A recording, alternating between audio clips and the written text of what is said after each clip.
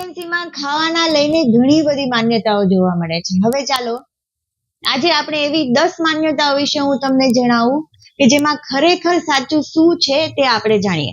હવે આમાંથી તમે કઈ માન્યતાઓ સાંભળેલી છે એ મારી જોડે જરૂરથી શેર કરજો. શું પ્રેગ્નન્સીમાં પપૈયું ખાવાથી અબોર્શન થઈ જાય છે? નહીં, પાકું પપૈયું ખાવાથી અબોર્શન નથી થતું. એનાથી ઉલટાનું શરીરમાં વિટામિન્સ અને મિનરલ્સ મળે છે. હા, કાચું પપૈયામાં એબોર્ટિફિશિયન્ટ પ્રોડક્ટ્સ રહેલા હોય છે જેને પ્રેગ્નન્સીમાં બને એટલું અવોઇડ કરવું જોઈએ. શું પાઇનેપલ ખાવાથી મિસકેરેજ થઈ જાય છે? નહીં, જરૂર પ્રમાણે એક સર્વિંગ પાઇનેપલ ખાવાથી મિસકેરેજ થતું નથી. શું કેળું રાત્રે ન ખાવું જોઈએ?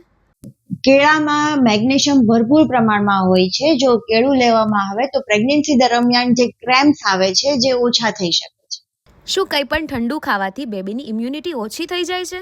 નહીં, તમે ઠંડુ કે ગરમ કંઈ બી ખાવ તેની ઇફેક્ટ બેબીની ઇમ્યુનિટી પર પડતી નથી.